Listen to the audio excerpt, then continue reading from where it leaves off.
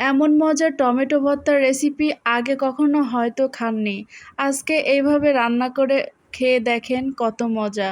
তো আমি এখানে কিন্তু হলুদ আর লবণ দিয়ে মেখে নিয়ে চুলাতে দিয়ে দিলাম। আর এটা আমি অল্প তেলে হালকা আঁচে ভাজি করে নেব। আর এটা একদম লাল লাল করে ভাজতে হবে। তো দেখুন আমি সব কিছুই এখানে দিয়ে নিলাম। দেওয়া শেষে যখন সব কিছু একদম ভিতর থেকে লাল লাল হয়ে আসবে বা পোড়া পোড়া হয়ে আসবে তখন কিন্তু আমি উল্টিয়ে দেব। আর এটা ভর্তা এতটাই মজা যে ১ প্লেট ভাত অনায়াসে খেয়ে ফেলতে পারবেন। ছোট থেকে আমি এই ভর্তাটা অনেক পছন্দ করি। আর এখন আমার বিয়ে হয়েছে, আমি নিজে হাতেই মাঝে মাঝে করে খাই। তো এখানে আমি কিছু শুকনা মরিচ ও রসুন দিয়ে দিলাম।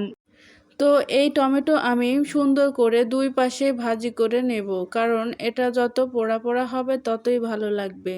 তো আমি এটা অনবরত নাড়তে থাকবো। আর যখন এটা সব দিক দিয়েই পারফেক্ট হবে তখন আমি এটা নামিয়ে নেব। আপনারা এভাবে করে খাবেন একবার, দেখবেন এটা কত টেস্টি। অনেকেরই টমেটো পছন্দ হয় না, কিন্তু এইভাবে করে খেলে অবশ্যই আপনি এটা পছন্দ করবেন। তো আমার দেখুন টমেটো কিন্তু প্রায় ভাজা শেষের দিকে। এখন আমি এগুলো উঠিয়ে নেব। আর মরিচ রসুনগুলো সুন্দর করে ভাজতে হবে। তো এখানে আমি সব টমেটোগুলোই তুলে নিচ্ছি। তো এখানে আমি রসুন ও শুকনো মরিচগুলো দিয়ে দিলাম। আর হালকা একটু লবণ দিয়ে শুকনো মরিচগুলো আমি ডলে নিব। শুকনো মরিচগুলো ডলা হয়ে গেলে আমি টমেটোগুলো নিজে হাতে আগে ভর্তা করে নেব, কারণ এটাকে আবার তেলে দিতে হবে তাই। এখানে একটু গরম ছিল তাই আমি আস্তে আস্তেই এটা ভর্তা করছি। আপনারা অন্যভাবেও এটা ভর্তা করতে পারেন, কিন্তু এইভাবে ভর্তা করে জাস্ট একবার খেয়ে দেখবেন। তো আমি রসুনগুলো নিজ হাতে ভর্তা করে নিচ্ছি। এখন রসুনের সাথে টমেটোগুলো আমি দিয়ে দিলাম। তো আস্তে আস্তে কিন্তু আমার এখানে সব টমেটো মাখানো হয়ে গেল।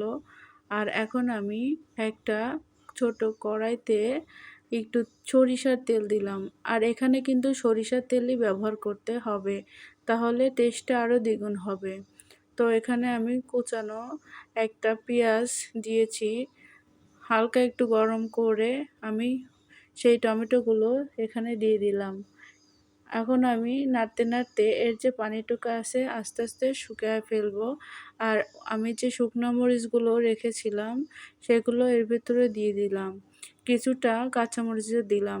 হয়ে গেল আমার ভর্তা।